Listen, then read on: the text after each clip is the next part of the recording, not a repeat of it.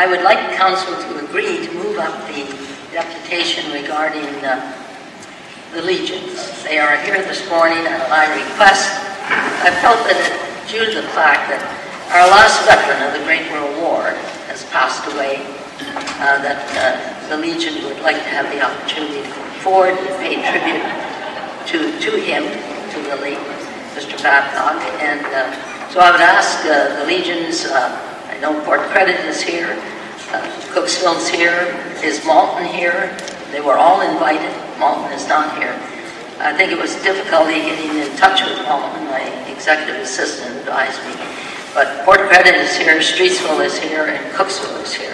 So I don't know what order you would like, but maybe Jack, if you would come forward and make your comments. I think it's very appropriate that we recognize the last of the First World War veterans that contributed so much to this country.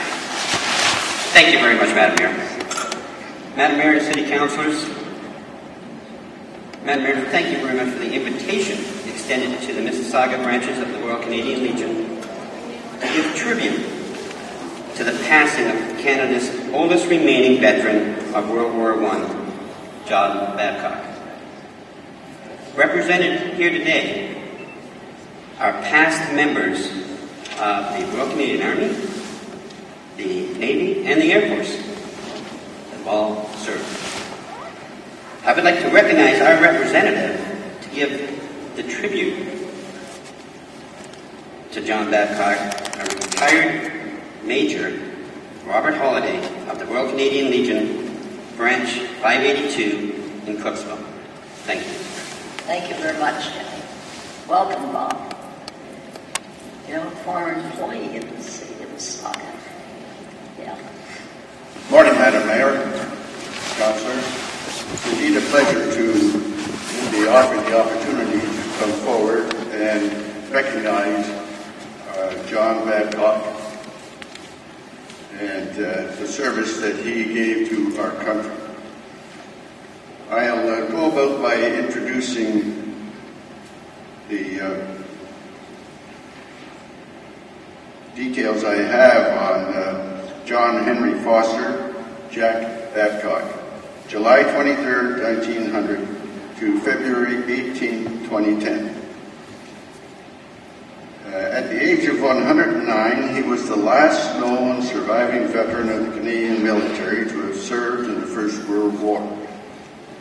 And after the death of Harry Patch, he was the conflict's oldest surviving participant. Babcock first attempted to join the Army at the age of 15, but was turned down and sent to work in Halifax until he was placed in a Young Soldiers Battalion in August 1917. Babcock was then transferred to Britain, where he continued his training until the end of the war. Having never seen combat, Babcock never considered himself a veteran and moved to the United States in the 1920s, where he joined the United States Army and eventually became an electrician. In May 2001, following the death of Dwight Wilson, he became the last surviving veteran of the First World War who served with the Canadian Forces. From that point, he received international attention, including the 109th birthday greetings from Queen Elizabeth II, Governor-General of Canada, and the Canadian Prime Minister, Stephen Harper. Babcock was born into a family of 13 children on a farm in Frontenac County, Ontario. According to Babcock, the barn where he was born, which no longer exists, was located on Highway 38 in South Frontenac Township. His father died in 1906 after a tree-cutting accident when Babcock was only 6 years old. As described in his account given to Maclean's, while his father was cutting down one tree, another dead tree fell on his shoulder. Although he was brought into the house on bobsleigh, he only survived another 2 hours. Babcock claimed that this was an awful blow to the family.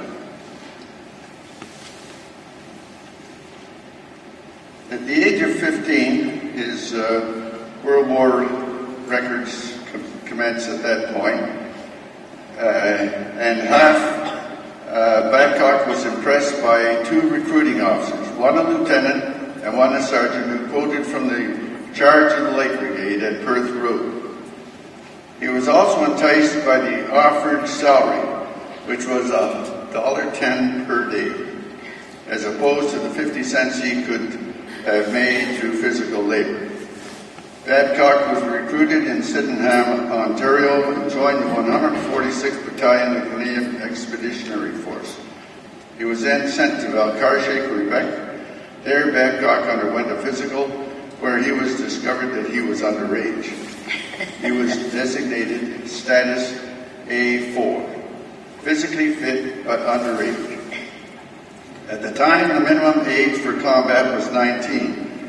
Babcock was turned down, but managed to make it all the way to Halifax by train before he was stopped by the company commander.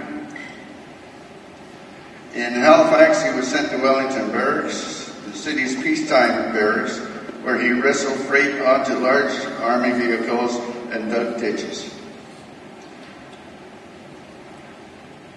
As Babcock then undertook an ocean voyage to England, and in Liverpool he was stationed with the 26th Reserve and sent to Bexhill-on-Sea, where he trained with about 1,300 others, about a third of whom were veterans from battles in France. As the last surviving veteran from the death of Dwight Wilson on May the 9th, 2007, Babcock was the last known Canadian veteran of the First World War. He was proud of his status as the last surviving Canadian World War veteran, although he did not feel the need to be honored in a specific state funeral. Instead, he was of the opinion that they should commemorate all of them, instead of just one. He was also quoted as saying, "I'm sure that all the attention I'm getting isn't because of anything spectacular I've done. It's because I am the last one." Nevertheless, Babcock received much attention on the occasion of his 107th birthday, with well wishes from the Queen of Canada, as always, her representative, the Governor-General Michel Jean, Prime Minister Stephen Harper, and Foreign Affairs Minister Peter MacCabe. James Moore, a member of Parliament from British Columbia, visited Babcock personally to deliver gifts and greetings. For his birthday, Babcock and his wife went to Rossier's for their favorite meal of hamburgers and fries. Among the gifts he received was a necktie adorned with a poppy pattern, a symbol of World War I. In his hometown of South Frontenac, Mayor Gary Davidson sent a letter of congratulations, while the local coffee shop named their local blend the Jack after him. In addition, the local Royal Canadian Legion has a collection of World War I items on display, including a roll call with Babcock's name on it. Babcock was invited to the Pentagon exhibition on March 6, 2008, however was unable to attend. At the time, he was one of only two of the veterans pictured to be alive, along with American Frank Buckles, who did participate in the event. In 2008, he was visited by Canadian officials and wrote to Prime Minister Stephen Harper that he was interested in regaining his Canadian citizenship. In a letter that was hand-delivered to him in a cabinet meeting, the request was granted by the Prime Minister, and the paperwork was signed by Governor-General Michel Jean, after which officials from the Citizenship and Immigration Canada were flown to Spokane to complete the swearing-in ceremony. That same year, Babcock participated in the Canadian Remembrance Day ceremonies, appearing via video to symbolically pass the torch of remembrance, urging people to hold it high. Babcock credited his longevity to the intense physical training that he received in both the United States and Canadian armies. He died on February 18, 2010 at the age of 109. After having been housebound since October 2009 following a case of pneumonia, his remains now will be cremated and scattered across the Pacific Northwest.